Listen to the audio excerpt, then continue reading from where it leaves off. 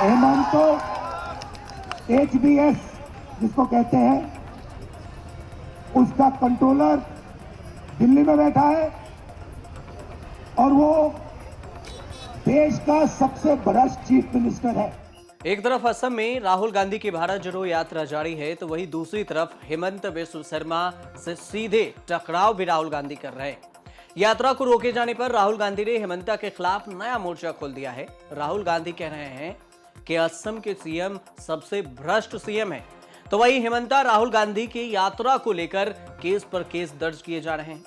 छात्रों से मिलने की अनुमति तक नहीं दे रहे हैं, वजह सुरक्षा को बता रहे हैं। ऐसे में सवाल दो ही उठता है। सबसे पहला सवाल कि राहुल से पंगा लेने वाले हेमंत बिस्व शर्मा आखिर हैं कौन। सवाल नंबर 2 कि क्या असम में राहुल गांधी की यात्रा से कांग्रेस को फायदा होगा। राहुल ने जो तेलंगाना में चाल चली थी वही चाल असम के सीएम हेमंत बिस्व शर्मा के साथ भी चल रहे हैं, तो इससे कितना फायदा होगा। इस दो ही सवाल से आज आपको इस पूरे वीडियो में इसकी कहानी समझाते हैं कि हेमंता से राहुल के टकराव क्यों और किसे होगा फायदा। कौन है हेमंत बिस्व शर्मा। राहुल गांधी कह रहे हैं कि मैं आरएसएस बीजेपी से नहीं डरता। 23, 24, 25 जितना केस लगाना है लगा दो, मैं डरने वाला नहीं हूं। हेमंत तो HBS जिसको कहते हैं उसका कंट्रोलर दिल्ली में बैठा है और वो देश का सबसे बड़ा चीफ मिनिस्टर है। अब पता नहीं कहां से इसके दिमाग में आइडिया आ गया कि वो राहुल गांधी को डरा सकता है। जितने केस लगाने मेरे ऊपर लगा दो, कोई फर्क नहीं पड़ता मुझे। मैं नहीं डरता। मैं बीजेपी से नहीं डरता, मैं आरएसएस से नहीं डरता। मुझे कोई फर्क नहीं पड़ता। जितने केस डाले 24 लगाए, 25 लगाए, 25 और लगा दो, लो मजे लो। मैं बताऊं आपको एक बात बताता हूं। एक दिन आए मेरे पास, केस लगा दिया।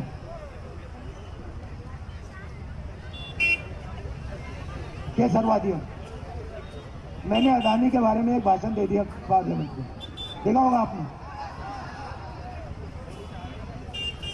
अदानी जी के बारे में भाषण दे दिया और मोदी जी के खास दोस्त हैं, वो दोस्ती है, तो उन्होंने कहा भाई दोस्त को तो बचाना पड़ेगा। मेरे ऊपर केस लगा दिया, पार्लियामेंट से निकाल दिया। कहा कि भैया राहुल गांधी की लोकसभा की सदस्यता रद्द कर दो। कर दी। फिर मेरा घर ले लिया, सरकारी घर है, घर ले लिया। जब वो घर लेने आए, मैंने खुशी से उनको चाबी ली और कहा देखो भैया ये तुम्हारा घर है, मुझे ये घर नहीं चाहिए, उठा के ले जाओ। मेरा घर पता कहाँ है? मेरा घर हिंदुस्तान के हर नागरिक के दिल में है। मुझे तुम्हारे घर की जरूरत नहीं है। मेरे असम में लाखों घर हैं, मेरे उड़ीसा में लाखों घर हैं, मेरे उत्तर प्रदेश में लाखों घर हैं। मुझे घर की कोई जरूरत नहीं। आपने इतना प्यार दिया, इसके लिए दिल से आपको मैं धन्यवाद करता हूं। नमस्कार, जय। हेमंत बिस्व शर्मा कह रहे हैं कि आप राम राज्य की बात कीजिए, रावण की चर्चा नहीं कीजिए। हेमंत बिस्व शर्मा लाख बार कह चुके हैं राहुल गांधी बच्चे हैं, रावण की बात क्यों करते हैं। लेकिन राहुल गांधी ने तेलंगाना की तरह नया एजेंडा सेट कर दिया है असम में। राहुल गांधी कहते हैं कि हेमंता ने शाह के खिलाफ अगर चूं भी कहा तो लात मारकर अमित शाह उसे भगा देंगे और कुर्सी से हटा देंगे। यहाँ पे आपके चीफ मिनिस्टर 24 घंटा नफरत फैलाते हैं, डर फैलाते हैं, मगर बात वहां नहीं रुकती है। जैसे असम में नफरत फैलती है, डर फैलता है, आपके चीफ मिनिस्टर आपकी जमीन चोरी कर लेते हैं। आप पान खाओ, सुपारी का बिजनेस उसके अंदर उनका। आप सुबह उठो, वो नफरत फैलाते हैं और जब आप इधर उधर देखते हो आपके जेब में से खट पैसा निकाल के तो ये इनका काम है, देश का सबसे भ्रष्ट चीफ मिनिस्टर। ठीक है, काजीरंगा में जमीन ले ली। हाँ। अब आप वहां पे काजीरंगा जाओगे, राइनो देखने जाओगे, पता लगेगा चीफ मिनिस्टर की पूरी वहां पे जमीन। शाम को पान खाओगे, पता लगेगा भैया चीफ मिनिस्टर का पान है।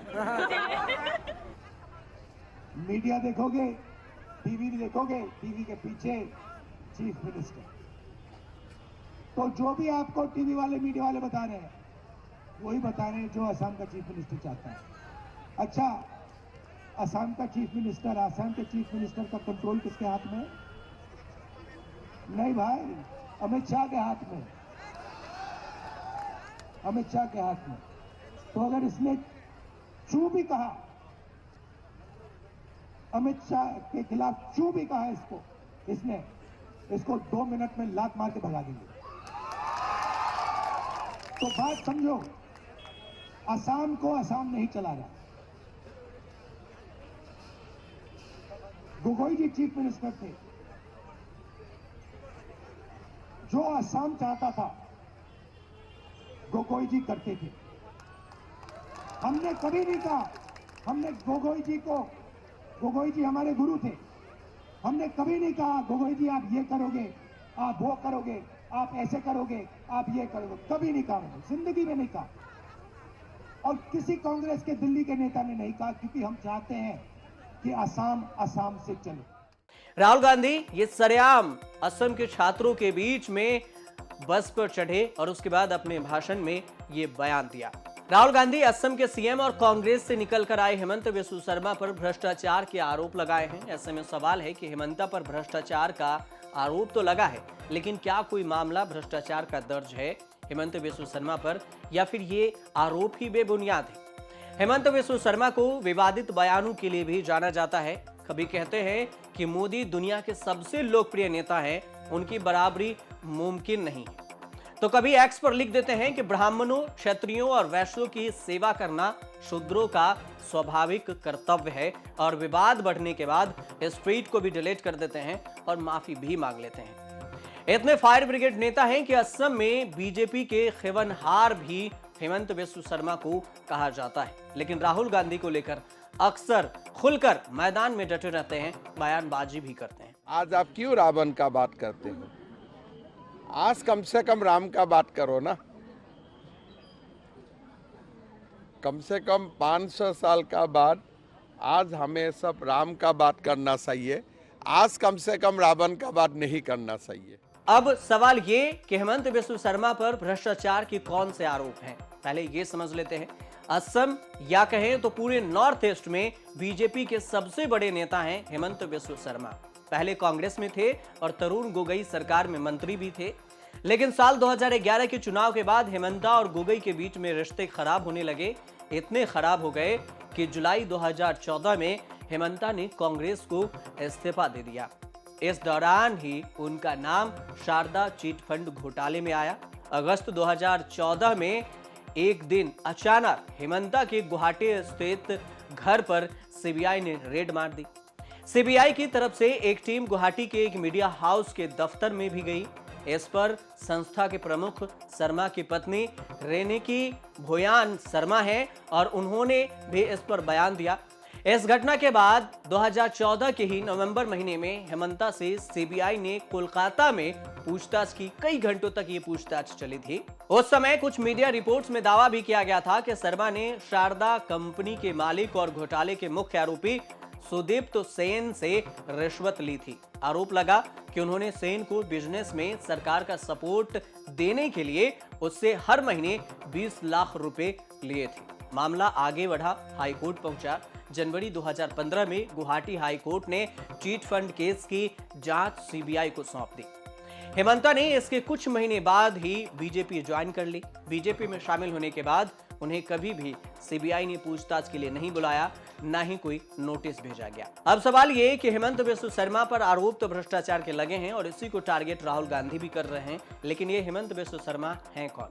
साल 2001 15 मई को अपने राजनीतिक कैरियर की शुरुआत करने वाले हिमंता बिस्वा शर्मा ने गुवाहाटी हाईकोर्ट में लॉ की प्रैक्टिस की है। 1996 से 2005 तक यहां रहे। 1 फरवरी 1969 को असम के जोरहाट में साहित्यकार कैलाश नाथ शर्मा के घर पर जन्मे शर्मा की मां भी असम साहित्य के संस्थाओं से जुड़ी हुई हैं।